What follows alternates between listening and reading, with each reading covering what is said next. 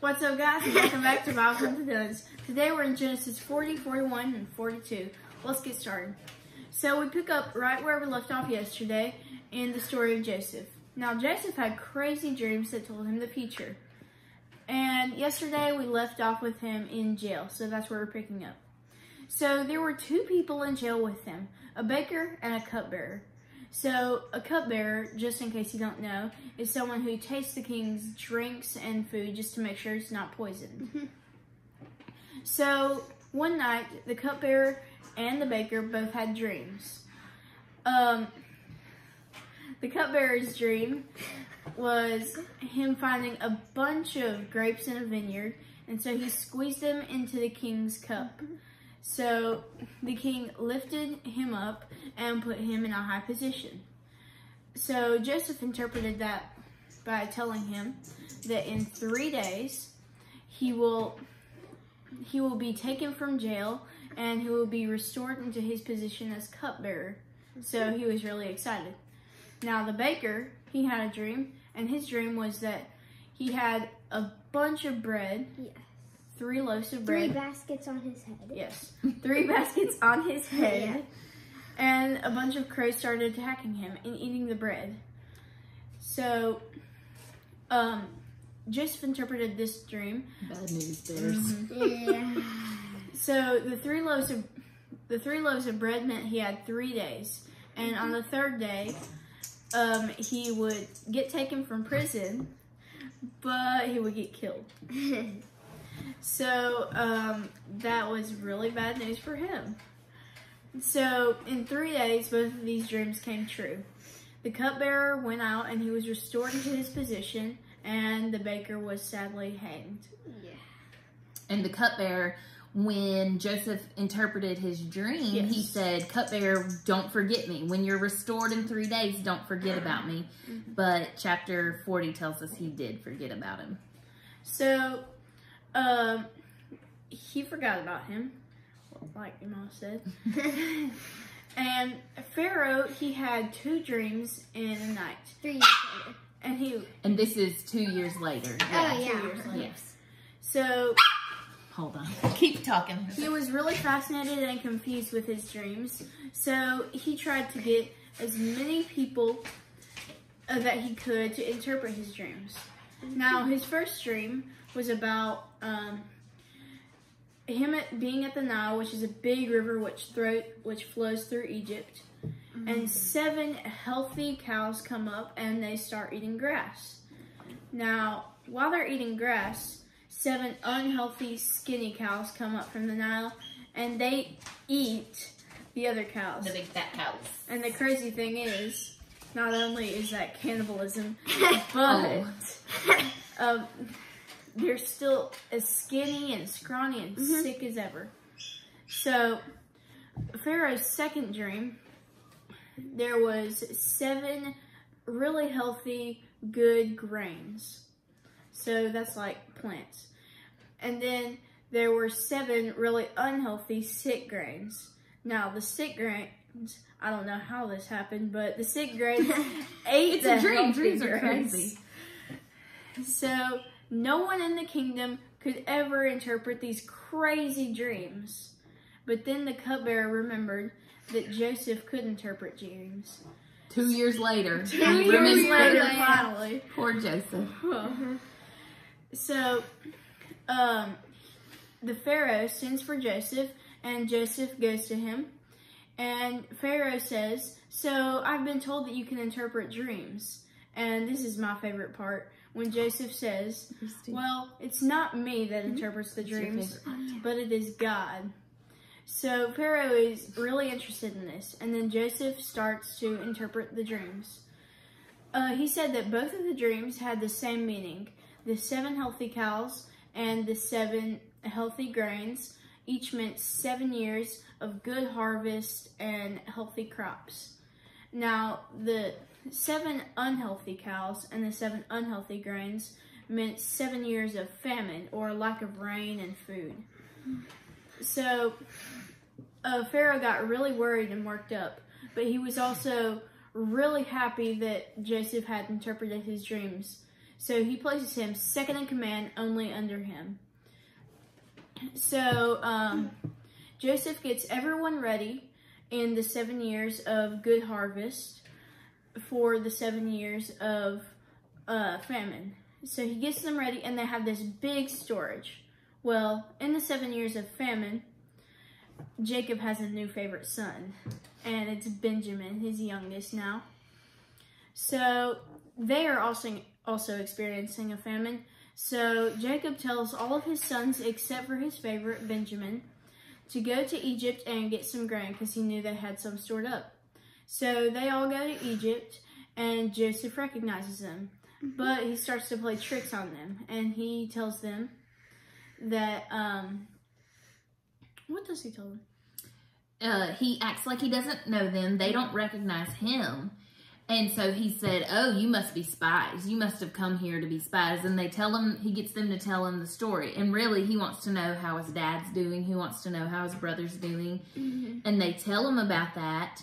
And Joseph keeps saying, oh, but y'all are spies. Y'all are spies. So he puts them in prison for 3 days, it tells us. And he keeps them there. You want me to just keep going? Yes, ma'am. Okay. And he keeps them there. And then after 3 days, he gets them out and he says, okay, if you're not a spy, then you go back. And if this story's true, you bring your brother back to me. He wants to see his brother. You bring your brother back to me. And in order to make sure you do that, I want one of you to stay here. And so the brothers are like, oh my goodness, Dad is never going to let this happen. But they decide Simeon was going to stay there in the jail. And so Simeon stays there. They pack up their grain. They get on their camel. I don't know. Whatever they rode. And they go back home. And their dad's like, we're missing somebody. And they get back home and they check their grain and they look in their bags. And all of a sudden they notice every one of them, the money they brought to pay for the grain is in their bag full of grain. So Joseph told his people to give them the grain, but also give them their money back. But then now the brothers are like, oh my goodness, this is us getting in trouble for doing this to Joseph back in the day. This is our revenge. We're getting in trouble now. And so they also tell their dad what's going on. Simeon's back there because this guy, second in command to Pharaoh, tells us, he thinks we're spies, and he tells us if our story's really true, he wants us to bring Benjamin back. And Jacob's like, nope, I already lost one son, and if I lose Benjamin at this point, it would be the death of me. And so he tells them, no, we're not going back. How old is Benjamin? I'm not sure how old. He's a young man maybe at this point. He's still the youngest of all of them. So we're at another cliffhanger to be continued, whatever. We're at another suspenseful moment, and we get to find out some more of the story tomorrow. John gets to tell some more tomorrow, and he's excited about that. But real quick, Jax, you want to share your takeaway? Yes, ma'am. We have not talked about this before, but I think some of us have the same takeaway, but that'll be cool. Go for it.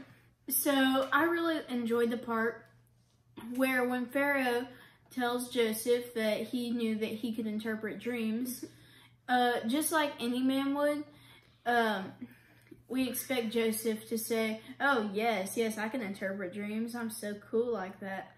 But no, he has humility in this moment and gives all the credit to God for giving him the dreams.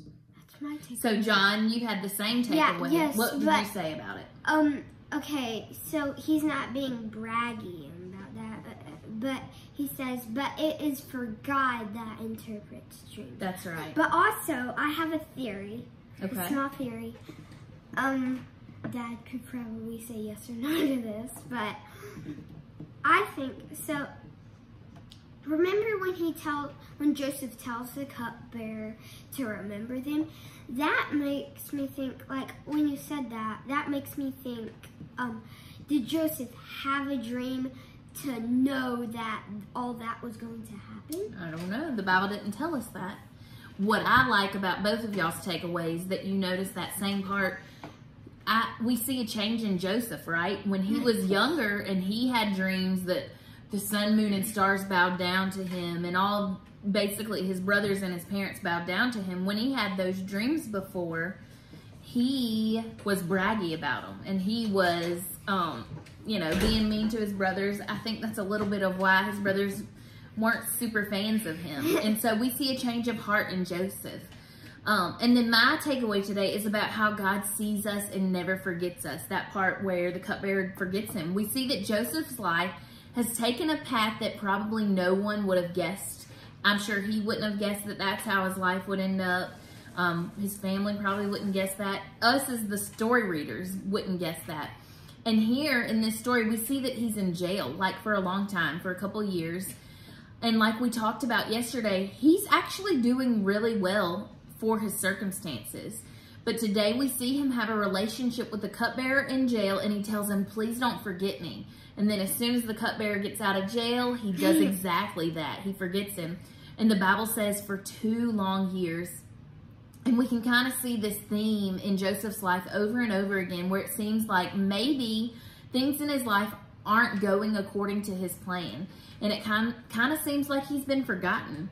But as we keep reading, and as we're going to see at the end of our reading today, in the next few days, God has not forgotten Joseph. Over the next few days, we're going to continue to see that God hasn't forgotten him. In fact, God knows exactly where Joseph is, and it seems like he's there on purpose, and God has a plan for him exactly where he is. So the story of Joseph is a super great reminder to me that God doesn't forget me, and God doesn't forget you. He sees you. He knows exactly what you're going through, good or bad or sad, whatever it is. And he has a purpose for you exactly where you are. So, today's challenge, praise God for being a God who sees you and never forgets you and always has a purpose for you. And then something to think about and talk about with your family. What purpose do you think God has for you today, no matter where you are? Thankfully, we are not in jail. If we're watching this video today, we're probably not in jail.